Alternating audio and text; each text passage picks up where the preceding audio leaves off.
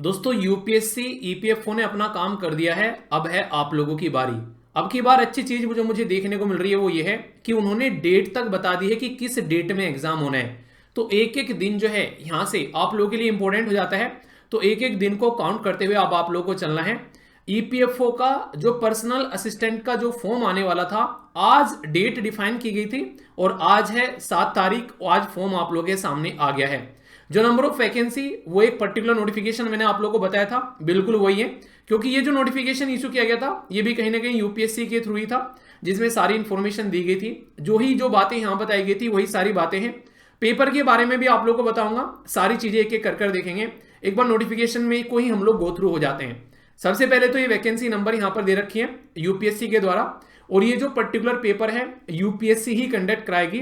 किसके लिए? ये होगा मिनिस्ट्री ऑफ लेबर के लिए, जो एम्प्लॉयमेंट प्रोविडेंट फंड ऑर्गेनाइजेशन है उसके पर्सनल असिस्टेंट के लिए ये पर्टिकुलर पोस्ट है आप लोगों की। जो वैकेंसी है आप लोग यहां पर देख सकते हैं, ये अनरिजर्व है 132, इकोनॉमिकली वीकर सेक्शन है 32, ओबीसी 87, एससी 48 और एसटी ये है 24, और फिर पर्सन विद डिसेबिलिटी ये आप लोग को 12 यहां पर देखने को मिलेगी। तो ये आप लोगों के लिए वैकेंसी का डिस्ट्रीब्यूशन हो गया। तो जिस भी कैटेगरी में आप लोग आते हैं आप लोग इसका ध्यान रखिएगा। इंपॉर्टेंट बात क्या है, ये यहां पर 7th पे स्केल के हिसाब से आप लोगों को यहां पर देखने को मिलेगा। लेवल 7th की आप लोगों को यहां पर पे मैट्रिक्स नजर आएगी, जो कि एक अच्छी खासी डिसेंट सैलरी बन जाती है, 50+ आप लोग यहां पर बोल सकते हैं। पर इंपॉर्टेंट बात क्या है, कई सारे बच्चे जो हैं वो एज को लेकर कई बार कंफ्यूज रहते हैं। तो 30 ईयर यहां पर अनरिजर्व और इकोनॉमिकली वीकर सेक्शन के लिए है, 33 यहां पर ओबीसी के लिए है, 35 यहां पर एससी और एसटी के लिए है, और इसी के साथ में 40 फिर यहां पर पर्सन विद डिसेबिलिटी के लिए है। और फिर और जो अलग कैटेगरी के लिए जो भी यहां पर है, तो ये बेसिक आप लोगों के लिए इंफॉर्मेशन है जो कि नॉर्मली इस कैटेगरी में आप लोग कवर हो जाते हैं। सबसे अच्छी बात जो मुझे इस फॉर्म की लगती है वो ये है कि ओनली आप लोग को क्या चाहिए, एक बैचलर डिग्री चाहिए। स्पेशलाइजेशन ऐसे नहीं कि आप लोग किसी पर्टिकुलर सब्जेक्ट में स्पेशलाइजेशन चाहिए। बस थोड़ा सा जो हर्डल यहां पर देखने को मिलता है वो है आप लोगों के लिए टाइपिंग स्पीड का।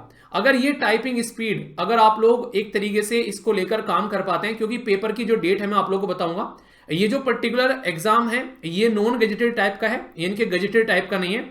और पेपर की जो डेट है यहां पर आप लोग देख सकते हैं एक सेकेंड, यहां पर इन्होंने डेट भी दे रखी है एग्जैक्टली। ये देखिए date of the recruitment test आप लोगों को देखने को मिलेगी 7 जुलाई, यानी कि आज 7 मार्च है, 7 जुलाई को पेपर है। तो एक एक दिन आप लोगों के लिए इंपॉर्टेंट हो जाता है। और यहां पर जैसे ही फॉर्म निकल गया है तो ये फॉर्म आप लोगों को भरने स्टार्ट करने हैं, क्योंकि यहां पर यूपीएससी एक खेल और खेलती है कि अगर जो फर्स्ट फॉर्म भरेगा उसी के बेसिस पर उसको सेंटर अलॉट करेंगे। अगर आप लोग लेट आते हैं और आप लोगों का सेंटर खासकर ऐसे एरिया में होता है जो जल्दी भर जाते हैं, तो फिर वो सेंटर आप लोगों को नहीं मिलेगा। तो इसलिए इस चीज को लेकर आप लोग थोड़ा सा जरूर ध्यान रखिएगा।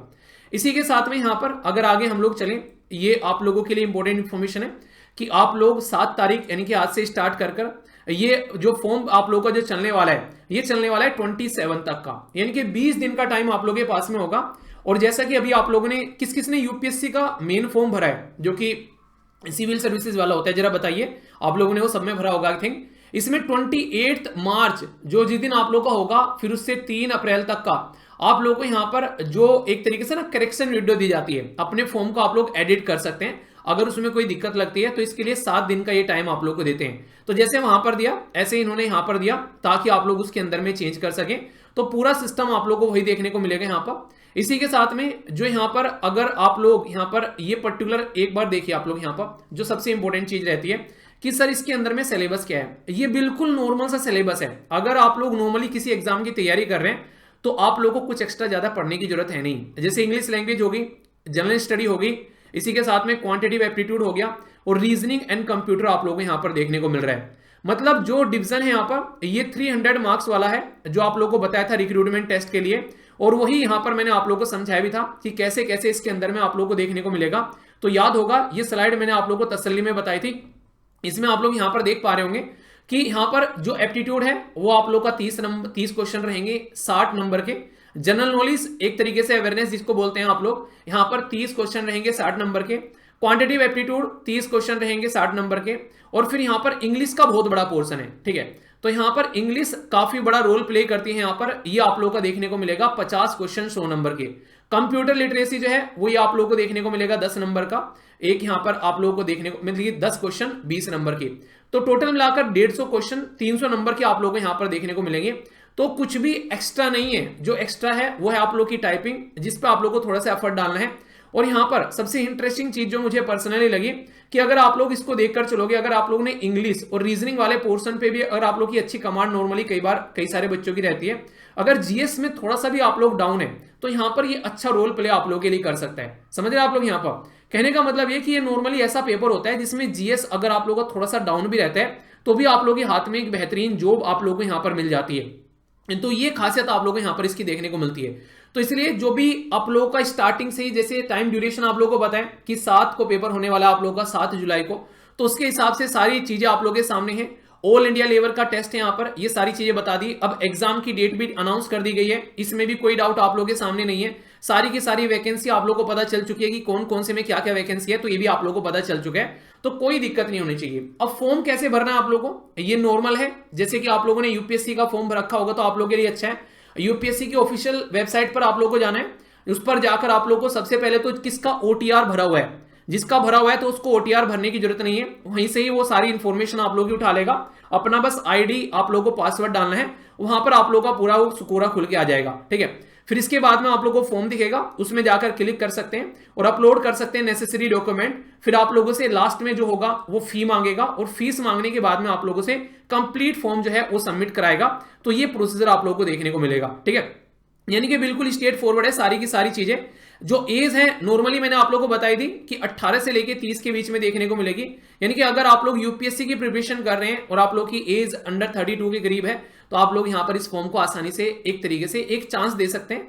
एटलीस्ट एक फॉर्म इस तरीके के होते हैं कि आप लोगों को भर देना चाहिए, क्योंकि इसके लिए कोई एक्स्ट्रा ज्यादा प्रिपरेशन की रिक्वायरमेंट है नहीं।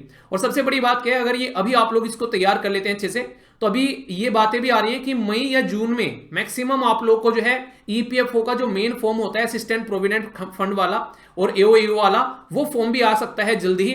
तो आप लोगों के लिए एक और सुनहरा मौका आप लोगों को यहां पर देखने को मिलेगा, तो उसके लिए भी आप लोग अपने आप को तैयार रखिएगा। रिक्रूटमेंट सेंटर भी यहां पर है। और हाँ, एक और इंपॉर्टेंट बात यहां पर, जैसा मैंने बताया था, अगर ऑलरेडी आप लोग एसएलवी के साथ में कनेक्टेड हैं एप्लीकेशन वगैरह पर, तो आप लोगों को टेंशन लेने की जरूरत नहीं है। वहां पर जो न्यू कैंडिडेट है खासकर वो जरूर ध्यान दीजिएगा। मंडे से इसकी क्लासेस एप्लीकेशन पर स्टार्ट की जाएगी बहुत ही मिनिमम प्राइस में, ताकि आप लोग आसानी से शानदार तरीके से आप लोग अपनी तैयारी कर सकें।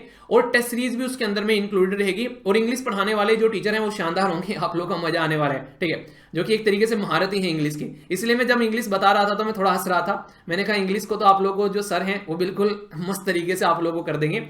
और कंप्यूटर तो ऐसे ही सर पढ़ाते हैं भाई साहब, उनका मैंने आप लोगों को पहले बताया था। ईपीएफओ वाला पेपर जो पहला होता, अब तक भी बच्चे उनको याद कर रहे हैं। उन्होंने इतना तसल्ली में कंप्यूटर कराया जिसकी कुछ हद नहीं है। ठीक है, बाकी सारी फैकल्टी आप लोगों को देखने को मिलेगी शानदार तरीके से।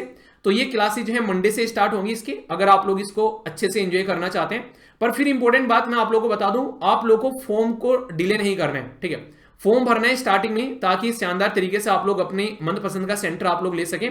एज लिमिट वगैरह की सारी चीजें आप लोगों को यहां पर देखने को मिल रही है जो मैंने अभी बताई है। तो उसके हिसाब से देख लेना, जो भी कैटेगरी है आप लोग की उसके हिसाब से सारी चीजें आप लोगों के सामने इंफॉर्मेशन है। पर लेकिन जो सिलेबस है वो मुझे नहीं लगता कि इतना टफ है कि आप लोग यहां पर इसको आसानी से नहीं कर पाओगे। तो सिलेबस तो आसानी से आप लोग कर ही लोगे, तो इसलिए उसी हिसाब से आप लोग चीजों को लेकर चलिएगा।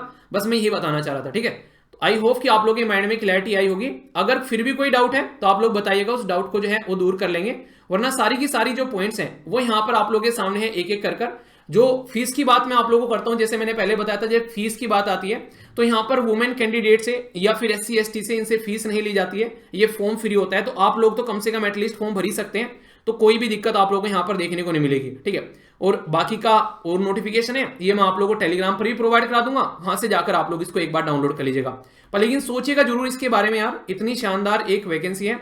अगर आप लोग पहले भी टाइपिंग वगैरह कर चुके हैं तो ये आप लोगों के लिए एक तरीके से गोल्डन अपॉर्चुनिटी होगी। ठीक है, तो कौन कौन इस फॉर्म को भरने जा रहा है कमेंट बॉक्स में बताइएगा। बाकी all the best to all of you. बाकी कोई भी अगर डाउट होगा तो बताना, आने वाले उसमें उसको कवर कर लेंगे।